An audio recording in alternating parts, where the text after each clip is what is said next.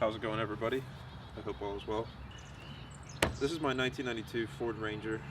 I was giving this thing a wash on 5 days ago, and I realized that my shocks are actually rusted to the point that the top cover is in two pieces. And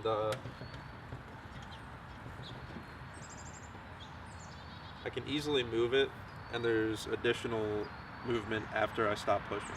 I don't know if new shocks is going to help that or not. I still love driving this truck. It's not like it's horrible to drive, but I'm guessing that the rear shocks are shot. So we're going to put on some Bilstein 4600s. So today I'm doing the rears, then the fronts. This might be a cheaper model than some of the other ones. This top piece is actually just rubber, and it's not like a boot per se, or like a conventional style boot, but it's definitely not metal, which is funny. Wasn't expecting that, but anyway, that's what they look like. They do look sweet. And then once I take one of these shocks out, I'll give you a quick comparison.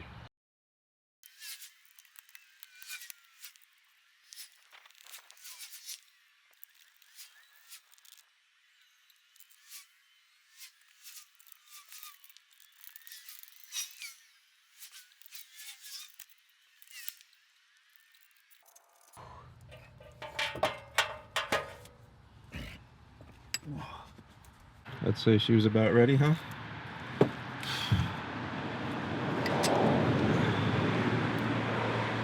Still worked, but holy smokes. There's a new one. I'm gonna go ahead and charge it up quick, just pushing on it if I can.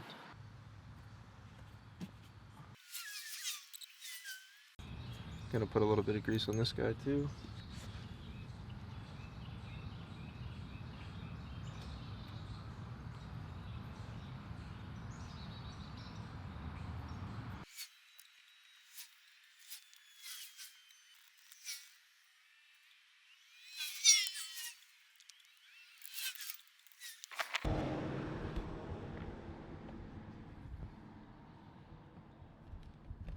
So here's where I was working. They're both 19mm bolts, or nuts. This one's a nut, and then down here you have a another 19mm nut and a 15mm bolt head there.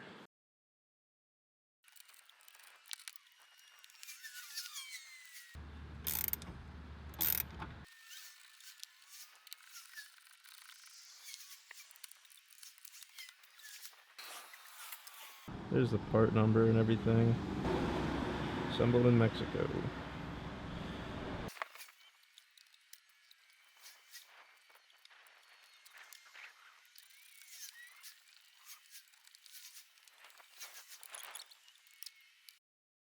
Alright, so we're all done.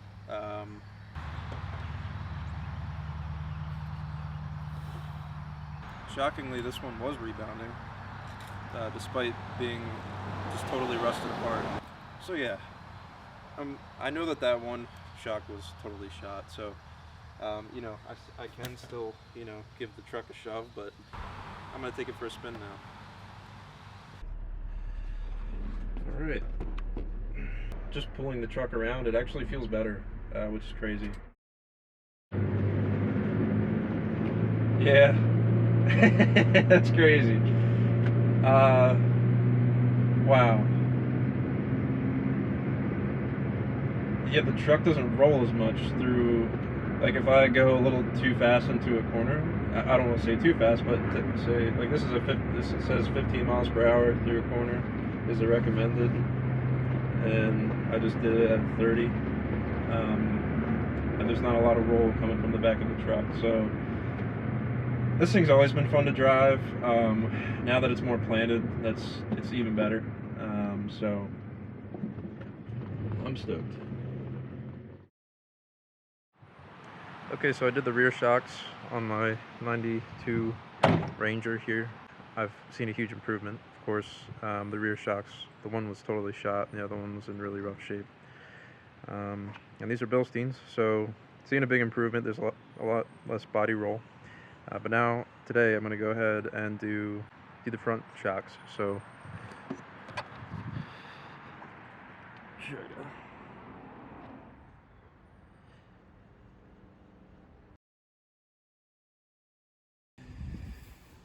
Okay, so having struggled through this once now, I have one installed here. Now we're gonna do this left side. First thing you're gonna want to do is PV blaster on the top bolt right there. Right there. On the bottom. Right here. Okay, so I actually did it twice because I did it while I was working on the driver's side. Next thing is going to be to jack up the truck.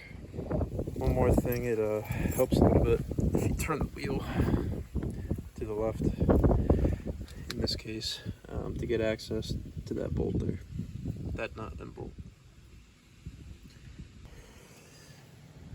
It's an 18mm nut. First one came off pretty easy. This one not so much. So use a torque wrench.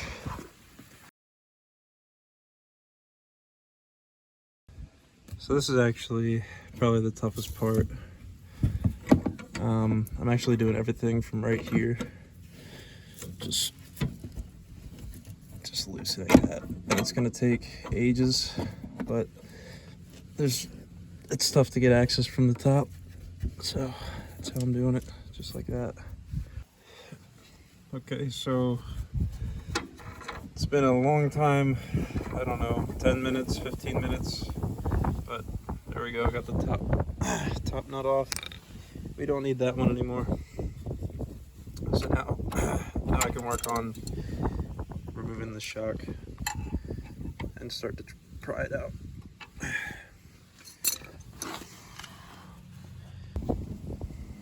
Okay, finally got the old shock out of there. Went ahead and just put some oil on the bottom mounting bolt there.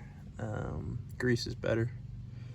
And yeah, from the start I've had this jacked up, so it should be a little bit easier to install than otherwise. Trying to compress the new shock while you put it in there is very difficult. And just getting, I'll show you on the old one, getting this bushing on that bolt and keeping it within this ring is difficult on the new shock, and I'll show you that. So, the new shock, with that little nubbin facing up, the bottom half of the top mounting stuff. The boot has come unclipped from this part right here, but I can fix that pretty easily. And you can see there'd be a little bit of compression required to get that to fit onto the bolt. Okay, so you have this rubber bushing right here, and even just this little adjustment can help. So as you can see, there's like a little nub on the top. You want that to be plumb and centered on the top, within the top bracket hole there. I mean, it's only, you know, what, an 1/8 of an inch difference, but yeah, so I start with this plumb, and then and now I'm going to go ahead and try to start getting this bottom bushing in place. So this part is a little tricky, and while we're at it, let's get the boot back on there. Alright, so now it gets interesting. I'm going to take our top bushing, cram it in there. It's already tough with clearance. And then this metal washer. Okay. And then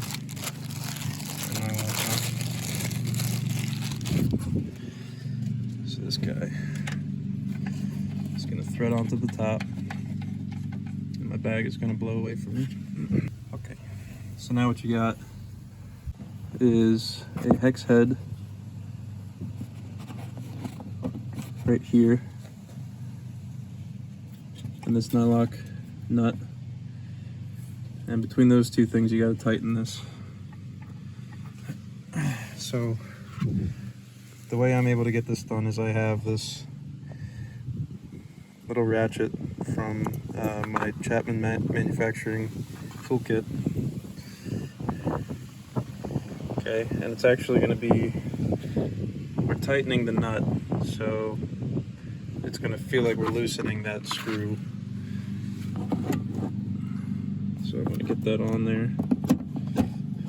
Okay, so I can rotate that, and now I just need something that can go around this nut and hold it in place. And probably the best thing is just an adjustable wrench. If I can somehow get it in there. So if I figure something out here, I'll check back. Okay, so this actually works okay. It's tough for me to show, but there you go. So that nut's actually being tightened right now, but I'm going to use my hand to push against that wrench. Just going to grab it through here. So this is the final step, and I mean, it's tough, but all we're trying to do is tighten that nylock nut down on these two bushings that are clamping in place here. So yeah, not easy, but it's doable. So I don't know what the torque spec is, but I can tell that the bushing is bulging. To be honest, I don't know if it should be bulging that much or not. That's what it looks like. I will do some research and see if the bushing should be bulging to that extent. And yeah, what I did is, I don't have a way of checking torque here. So what I did is I just counted the number of threads that you can see, and I count 7 here, 6.5 maybe, and it's the same on both sides. So I know that at least I've tightened that nylock nut the same distance on both sides, so it's the same, and I can always come back in here and loosen that pretty easily. Well, I wouldn't say easily, but I can do what I just showed you here and loosen that back up, which I may do. All right, a few hours later, got a little bit of sunlight left. The truck feels like it's sitting a little higher, and it rocks a little bit less. It's kind of bizarre. It feels kind of like a little stiffer, which is really interesting.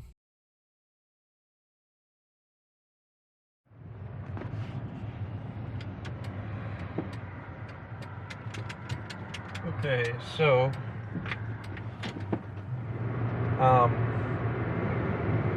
something that's weird.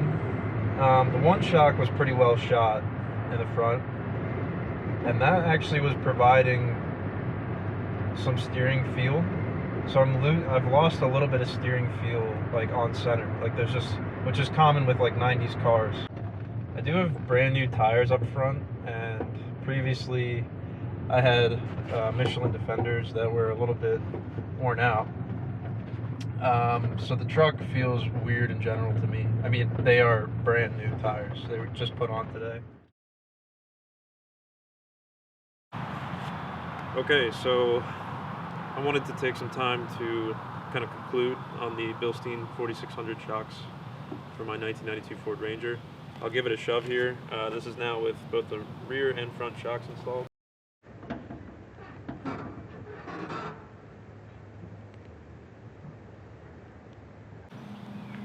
So I'll put that next to what it looked like before, and hopefully you can get a bit of a before and after, a little bit of comparison there.